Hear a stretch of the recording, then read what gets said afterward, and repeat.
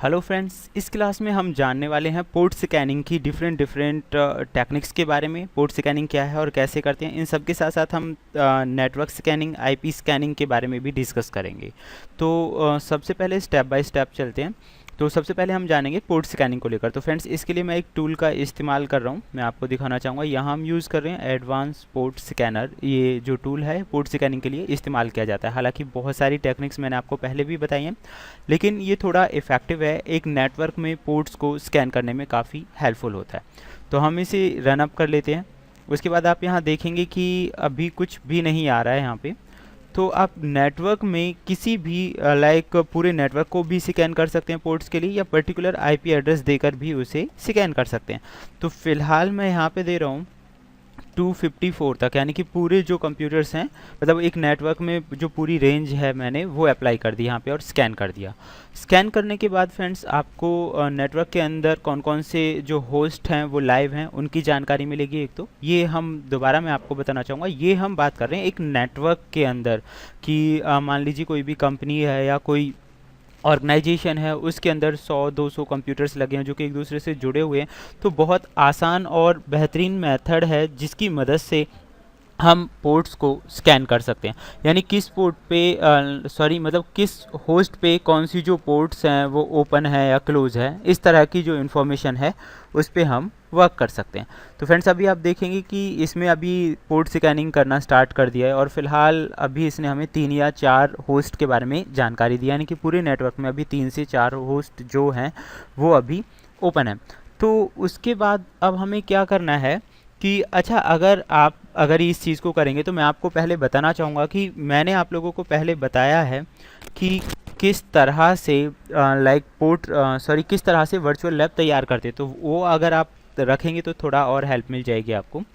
तो अभी हम वर्क करने वाले थे, तो आपको पता चल गया यहाँ पे मैक एड्रेस आ गया है, आईपी एड्रेस आ गया है जो लाइव है, और दूसरा उनकी पोर्ट्स की इन्फॉर्मेशन आ गई है। तो अब आपके माइंड में ये क्वेश्चन हो सकता है कि ये जो ओपन पोर्ट्स हैं इनका हमें करना क्या है, यानी इन पोर्ट से हो क्या सकता है। तो फ्रेंड्स, मैं अभी आपको बताऊंगा एक हैकर्स के लिए एक बहुत बेहतरीन चीज़ें हो सकती हैं।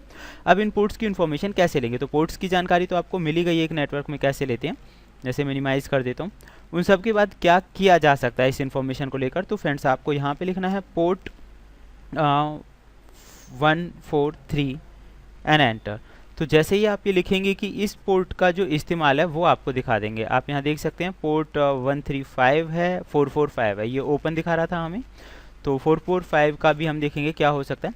तो जैसे ही आपने लिखा पोर्ट 143, तो उसकी जो इन्फॉर्मेशन है वो आपको मिल जाएगी। आप इसे अच्छी तरह से पढ़ के समझ सकते हैं कि अगर ये पोर्ट ओपन है तो एक अटैकर या एक हैकर क्या कर सकता है इस पोर्ट की मदद से।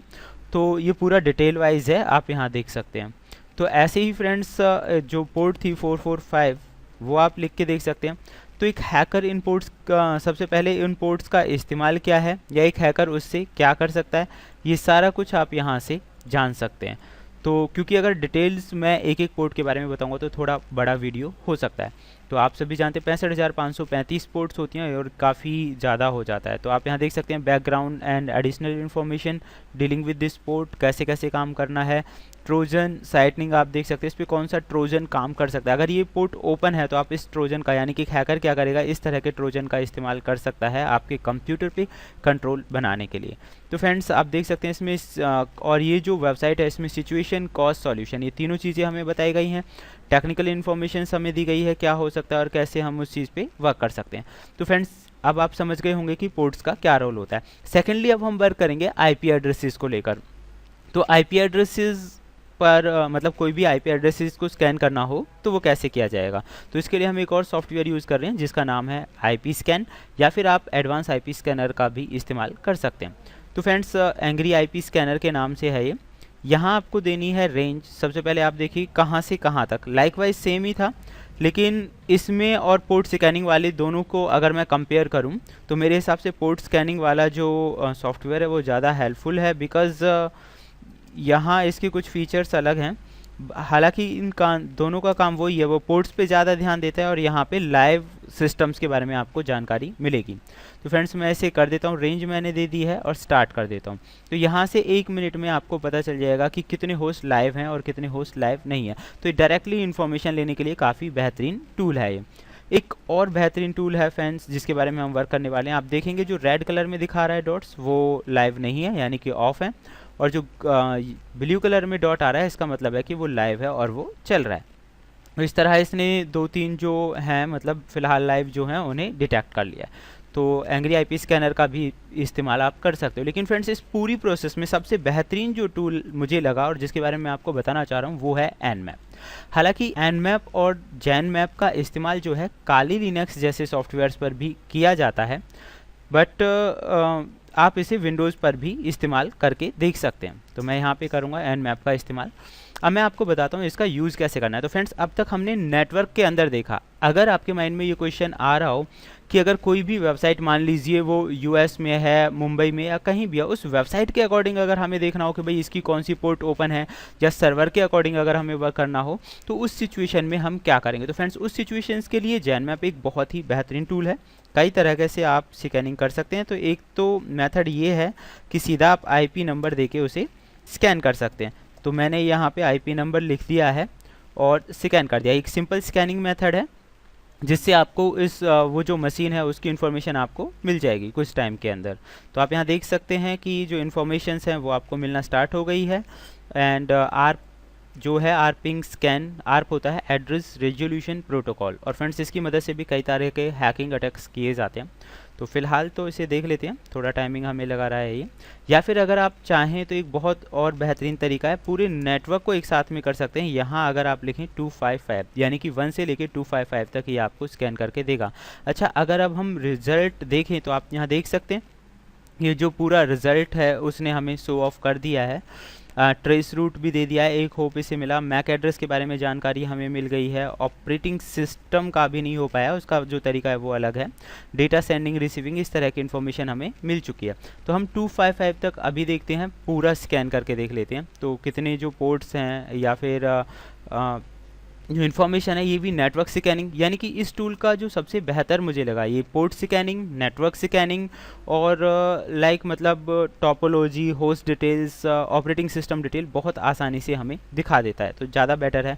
अब आप यहाँ देखेंगे कि इसमें हमें इसने दिखाया है कि 135.445 ये जो पोर्ट्स हैं ये ओपन है, इसके साथ ये जो लाइव होस्ट हैं ये लाइव होस्ट हैं, और पूरा जो डायरेक्टरी है इसने स्कैन कर दिया।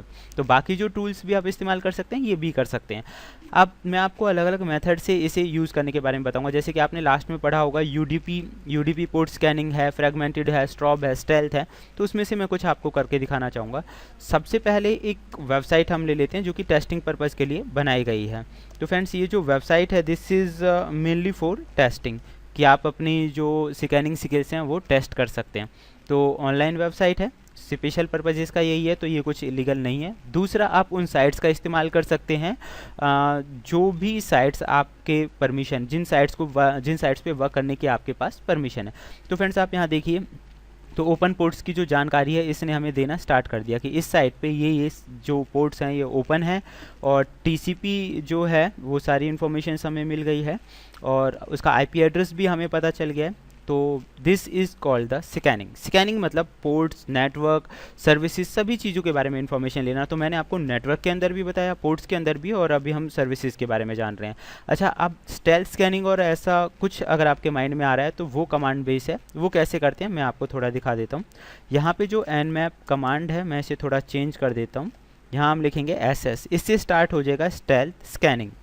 NP होता है नो पिंग के लिए, और O हम जो यूज़ कर रहे हैं वो होता है ऑपरेटिंग सिस्टम की जानकारी के लिए। तो फ्रेंड्स यहाँ पे 3-4 चीज़ें हमने एक साथ अप्लाई कर दी हैं, और अब मैं इसे एंटर कर देता हूँ। तो फ्रेंड्स ओके, यहाँ पे कुछ दिक्कतें हो सकती हैं। सॉरी, मैंने जो यहाँ पे कमांड दी है वो हमें देनी थी PN, और उसके बाद यहाँ पे हमें करना है O। देन O आप यहाँ नीचे भी देख सकते हैं,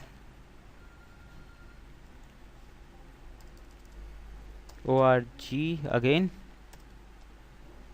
और अब मैं इस चीज़ को स्कैन कर देता हूँ।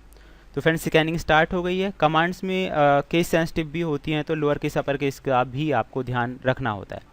तो फ्रेंड्स इस वीडियो में होप सो आपको कई चीज़ें समझ में आ गई होंगी कि स्कैनिंग जो है, port scanning, network scanning, IP scanning किस तरह से हम कर सकते हैं, किसी भी पर्टिकुलर वेबसाइट पे हम किस तरह से टेस्टिंग कर सकते हैं, उसके अंदर की जो ओपन पोर्ट्स हैं, क्लोज पोर्ट्स हैं, उनका कैसे पता लगा सकते हैं।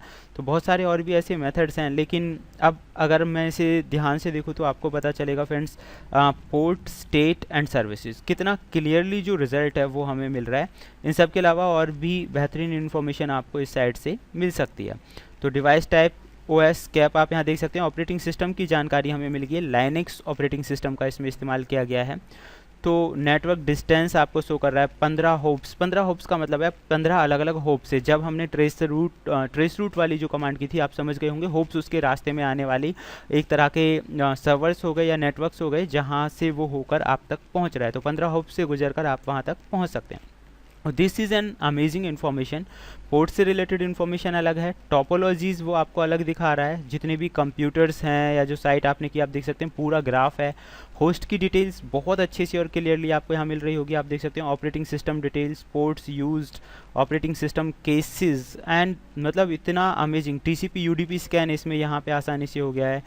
तो this one is the amazing work, मतलब अमेजिंग टूल Nmap और Genmap। इसीलिए बहुत ज़्यादा से ज़्यादा अटैकर और हैकर्स हैं इस तरह के टूल्स का इस्तेमाल करते हैं। तो फ्रेंड्स फिलहाल इस वीडियो में इतना ही, और फिर मिलते हैं एक अच्छे इन्फॉर्मेशन के साथ। इसी नेक्स्ट वीडियो में और भी बहुत कुछ जानने वाले हैं। तब तक के लिए थैंक यू, गुड बाय।